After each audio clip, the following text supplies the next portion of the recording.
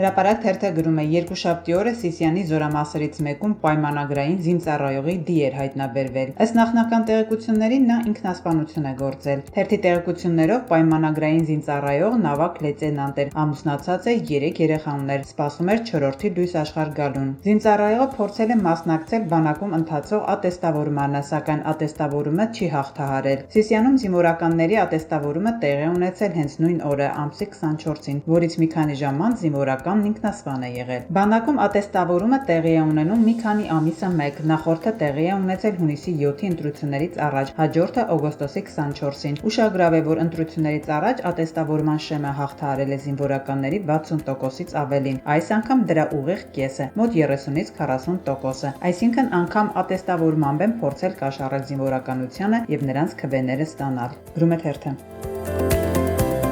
Իրավունք թերթը գրում է 1998 թվականի դեկտեմբերի 10-ին Երևանում իր բնակարանի շքամուտքում պաշտպանության նախկին փոխնախարար Վահրամ Խորխորունու սպանության գործով մեղադրյալ Հրայր Նարիմանյանը ձերբակալվել է Ռուսաստանի Դաշնությունում։ Նարիմանյանի փաստաբանը Ռաֆայել Մարտիրոսյանը թերթին որոշ մանրամասներ է հայտնել։ Ըստ նրա Խորխորունու սպանության գործով մեղադրյալի հանձնման գործընթացը ոչ թե դանդաղել է, այլ ըստ էության ընդհանրապես առաջընթաց չունի։ Մենք մեր հնարավորությունների շրջանակում ջանքեր են գործադրում գործընթացն արագացնելու եւ այն իրավական ճանապարհով ավարտին հասցնելու ուղղությամբ։ Սակայն մի բան անթաքույց է, մենք չենք պատրաստվում հաշտվել ստեղծված իրավիճակի հետ եւ շարունակելու ենք հետեւողականորեն պահանջել, որպեսզի մեղադրյալի հանձնման գործընթացը շարժվի առաջ եւ օրենքով սահմանված կարգով հասնի իր տրամաբանական ավարտին, թերթի հետ զրույցում ասել է փաստաբանը։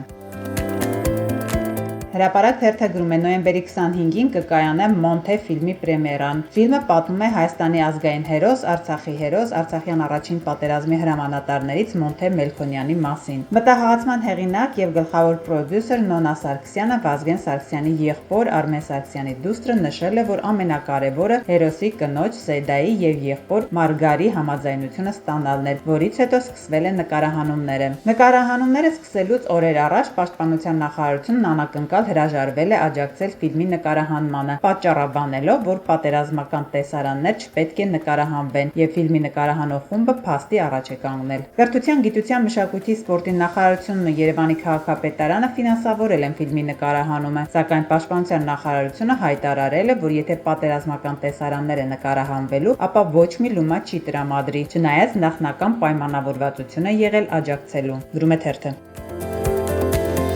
Հետկայքը գրում է Հրաչ Առաքելյանի եւ Էլադա Իվանյանի Առաքել ընկերությունը պետական եւ համայնքային գնումների մասնակցում է 2016 թվականից, բայց հաջողությունների հասավ հատկապես վերջին տարիներին, երբ նրանց որդին Հովսեփ Առաքելյանը 2023-ի ապրիլին դարձավ Սիսիան համայնքի ավագանու, քաղաքացիական պայմանագիր խմբակցության անդամ, իսկ 2024-ի հոկտեմբերին համայնքի ղեկավար։ Առաքել ընկերությունը հիմնադրվել է 95 թվականին, ըստ Պեկի տվյալների զբաղվում է բնակելի, հասարակական եւ արտադրական շենքերի կառուցմամբ։ Հովսեփ Առաքելյանի Սիսիանի համայնքի ղեկավար դառնալուց հետո ընկերությունը համայնքի հետ կնքել է 3 պայմանագիր, ընդհանուր 85 միլիոն 805 հազար դրամի։ Գրում է կայքը։